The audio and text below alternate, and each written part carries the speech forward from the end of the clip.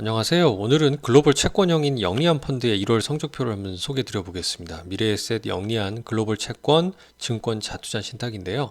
1월 한 달 동안 1.32% 연한산하면 채권임에도 무려 한 15%가 넘는 큰 폭의 반등세를 보여줬고요. 주된 이유는 금리 하락에 따른 가격의 반등이 있고 중국의 리오프닝 기대감으로 인해서 채권 내에서 위험자산으로 분류되는 신흥국 채권 가격이 반등한 특징이 있습니다.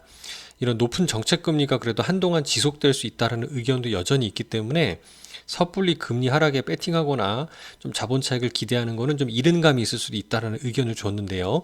여기에 이제 변수가 될 수 있는 에너지 가격을 좀 지켜보면서 에너지 가격이 급등한다 그러면 높은 금리를 좀 유지할 여지가 많아지기 때문에 에너지 가격만 좀 안정적으로 좀 낮게 유지된다 그랬을 때는 좀 기회를 봐서 좀 듀레이션을 늘려서 좀 자본 차익을 기대하는 투자를 해보겠다는 게 핵심이었던 것 같아요.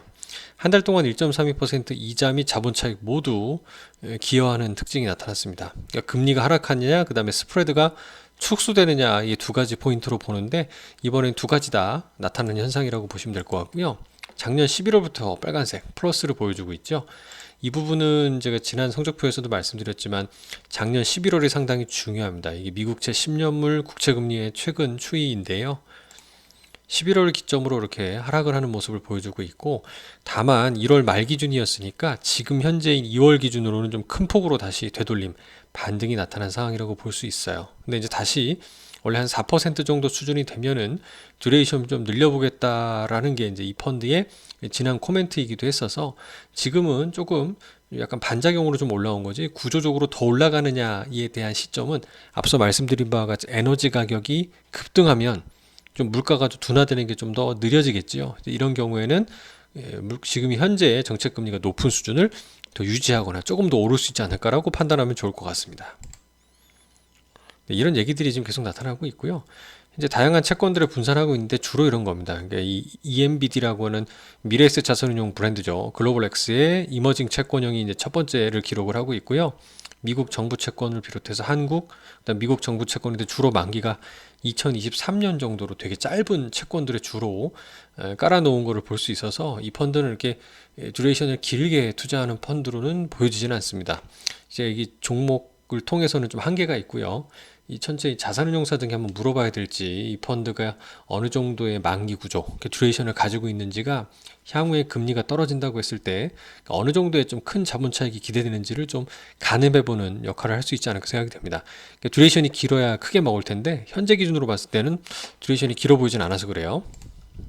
현재 코멘트를 보면 아마도 펀드 성과에는 금리 하락에 따른 이 듀레이션을 늘려놓은 이익이 작용했다라고 표현을 하지만 방금 말씀드린 바와 같이 얼마까지 듀레이션이 늘려있는지는 잘 모르겠다라는 게 이제 현재 상황이고요. 스프레드도 기여했다 이런 얘기가 있고 향후에 어떻게 할지가 중요한데요.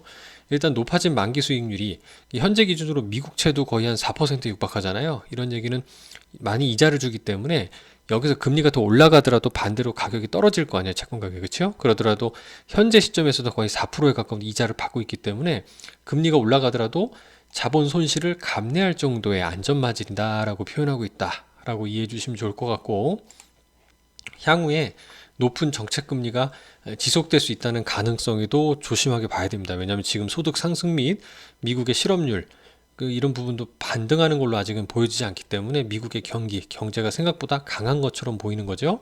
그러니까 단기간 내에 경기 침체가 오는 게 조금 힘들다라는 의견도 있다라는 겁니다. 결국은 물가가 타겟을 크게 하회하지 않는 다음에는 이게 이제 트리거 중요한 부분입니다. 급격한 자본 차익을 기대하기는 힘들 수 있으니까 이 얘기는 금리가 급격히 떨어지기 힘들다라는 쪽에 생각을 가지고 있는 거고요. 다만 에너지 가격의 급등이 없다면 이라는 전제를 달았죠. 그러니까 물가가 더 급격히 상승되는 환경은 아니라면 조정시마다 금리가 상승할 때마다 듀레이션을 늘려간다는 얘기는 조금 만기가 긴 채권을 편입해서 금리가 향후에 경기 침체와 함께 하락을 했을 때 자본 차익을 먹는 전략으로 가져보겠다라는 게 이 펀드의 현재 뷰의 핵심인 것 같습니다. 감사합니다.